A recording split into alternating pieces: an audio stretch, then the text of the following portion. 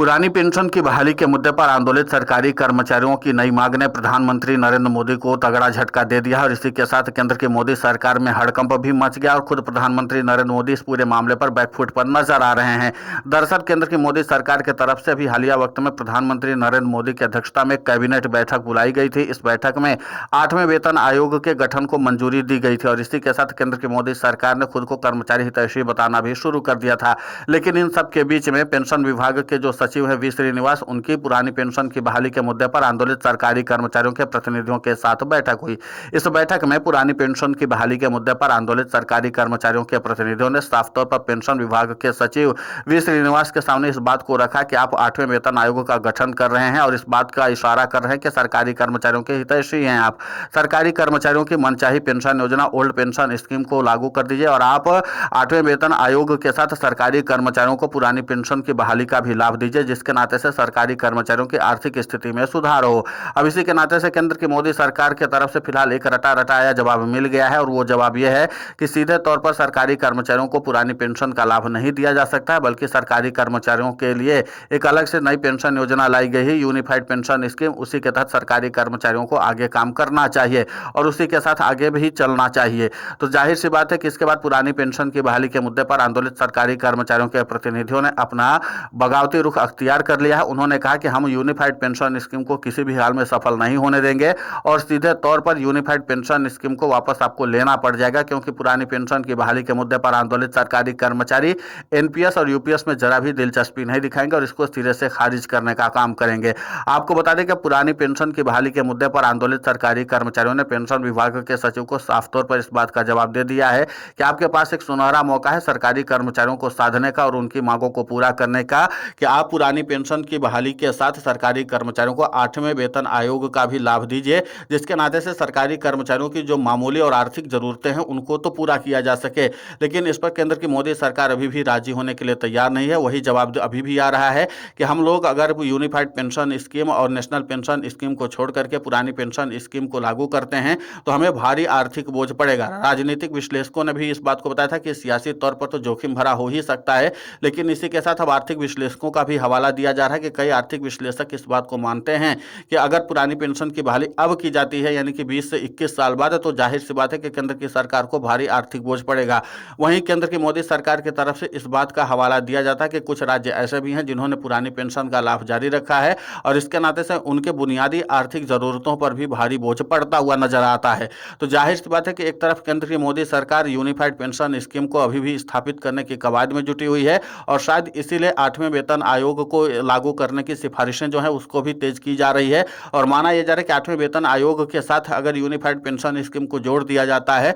तो शायद हो सकता है कि सरकारी कर्मचारी इस पर ज्यादा दिलचस्पी दिखाएं, क्योंकि 8वें वेतन आयोग के लागू होते ही सरकारी कर्मचारियों के वेतनमान में तो वृद्धि हो जाएगी, लेकिन उनकी जरूरतों का ध्यान कैसे रखा जाएगा, इस पर भी पुरानी पेंशन की बहाली के मुद्दे पर आंदोलित सरकारी कर्मचारियों के प्रतिनिधियों ने अपनी चिंता जाहिर की है। अब ऐसे में देखना दिलचस्प होगा कि केंद्र की मोदी सरकार की तरफ से इस पूरे मामले पर क्या जवाब दिया जाता है। लेकिन इतना तो तय है कि पुरानी पेंशन की बहाली के मुद्दे पर आंदोलित सरकारी कर्मचारियों ने साफ कर दिया है कि यूनिफाइड पेंशन स्कीम और नेशनल पेंशन स्कीम किसी भी हाल में सरकारी कर्मचारी स्वीकार करने वाले नहीं हैं। हालांकि कुछ उसमें से जो प्रतिनिधि थे उन्होंने एक बात और कही है पेंशन विभाग के सचिव वी श्रीनिवास से। उन्होंने कहा कि आप अगर चाहते हैं कि सरकारी कर्मचारियों के लिए यूनिफाइड पेंशन स्कीम और नेशनल पेंशन स्कीम ज्यादा अच्छी है तो एक बार आप तीनों पेंशन स्कीम का विकल्प खोल करके देख लीजिए। आपको अगर लगता है कि सरकारी कर्मचारियों के लिए यूनिफाइड पेंशन स्कीम अच्छी है तो सरकारी कर्मचारियों के लिए यूनिफाइड पेंशन स्कीम का विकल्प चुनने दीजिए, और अगर आपको लगता है कि नेशनल पेंशन स्कीम सरकारी कर्मचारियों को ज्यादा अच्छी लगती है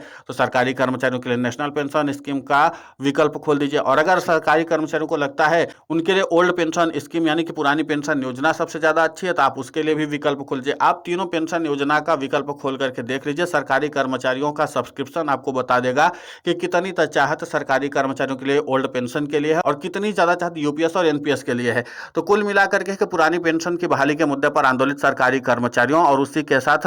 केंद्र की मोदी सरकार के बीच में अब रार ठनती हुई नजर आ रही है। माना यह जा रहा है कि 8वें वेतन आयोग के गठन की मंजूरी देकर के केंद्र की मोदी सरकार ने फिलहाल सरकारी कर्मचारियों को खुश करने की कोशिश की है। लेकिन पुरानी पेंशन की बहाली के मुद्दे पर आंदोलित सरकारी कर्मचारियों के प्रतिनिधियों ने साफ तौर पर इस बात का इशारा कर दिया कि सरकारी कर्मचारी कम से कम पुरानी पेंशन से कंप्रोमाइज तो करने वाले नहीं हैं और इसी के साथ पुरानी पेंशन की बहाली के मुद्दे को लेकर के अब सरकारी कर्मचारियों का 9 नवंबर को एक बार फिर से राष्ट्रीय राजधानी दिल्ली के दिल कहे जाने वाले जंतर मंतर पर एक व्यापक आंदोलन होने वाला है और इसी के साथ एक और दूसरा बड़ा आंदोलन होने वाला है, वो है राष्ट्रीय राजधानी दिल्ली के रामलीला मैदान में, वो 25 नवंबर को होगा। तो कुल मिलाकर के सरकारी कर्मचारियों ने 8वें वेतन आयोग के गठन के बाद भी अपने आंदोलन पर विराम नहीं लगाया है। सरकारी कर्मचारी पुरानी पेंशन की बहाली के मुद्दे पर संघर्ष करते रहेंगे और इसके लिए उन्होंने साफ तौर पर इशारा भी कर दिया है कि चाहे केंद्र की मोदी सरकार किसी भी तरीके की सिफारिशें लागू कर दे 8वें वेतन आयोग की, लेकिन सरकारी कर्मचारी किसी भी हाल में पुरानी पेंशन से कंप्रोमाइज करने वाले नहीं है और सरकारी कर्मचारी एड़ी चोटी का दम लगा करके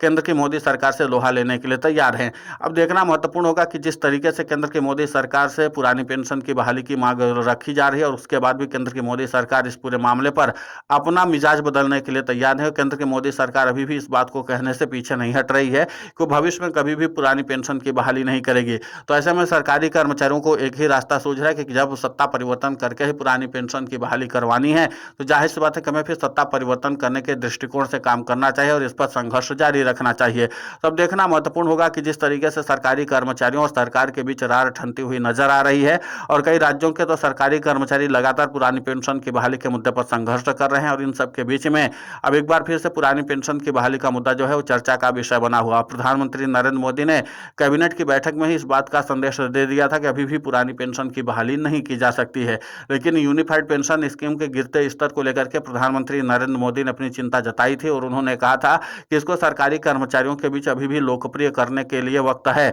लेकिन हम आपको बता दें कि यूनिफाइड पेंशन स्कीम को लेकर के जिस तरीके से सरकारी कर्मचारियों ने बहिष्कार का आंदोलन शुरू किया है, उसके नाते से इस पूरे मामले पर अब मामला फंसता हुआ नजर आ रहा है। आपको बता दें कि यूनिफाइड पेंशन स्कीम को अभी केंद्र की सरकार की तरफ से जो तारीख बढ़ाई गई है वो 30 नवंबर है। 30 नवंबर तक सरकारी कर्मचारी यूनिफाइड पेंशन स्कीम में स्विच कर सकते हैं, लेकिन अक्टूबर के महीने का जो रिजल्ट आया है उसमें से महज 15 से 20 सरकारी कर्मचारियों ने ही यूनिफाइड पेंशन स्कीम को स्वीकार किया है। माना यही जा रहा है कि 15 से 20 या ज्यादा से ज्यादा कुछ और सरकारी कर्मचारी यूनिफाइड पेंशन स्कीम को स्वीकार कर सकते हैं, लेकिन जितनी तादाद में केंद्र की मोदी सरकार उम्मीद कर रही थी उतनी ज्यादा तादाद में सरकारी कर्मचारी किसी भी हाल में यूनिफाइड पेंशन स्कीम को स्वीकार करने वाले नहीं है। तो जाहिर सी बात है कि एक बार फिर से प्रधानमंत्री नरेंद्र मोदी को निराशा हाथ लगने वाली है। तो कुल मिलाकर के सरकारी कर्मचारी आर या पार की लड़ाई लड़ने के लिए तैयार हैं। यूनिफाइड पेंशन स्कीम की वापसी का भी रास्ता सरकारी कर्मचारियों ने खोल दिया है। हालांकि केंद्र की मोदी सरकार को लगता है कि अभी आने वाले समय में जो सरकारी कर्मचारियों की भर्ती की जाएगी, चाहे वो राज्य सरकार के हों या फिर केंद्र सरकार के सरकारी कर्मचारी हों,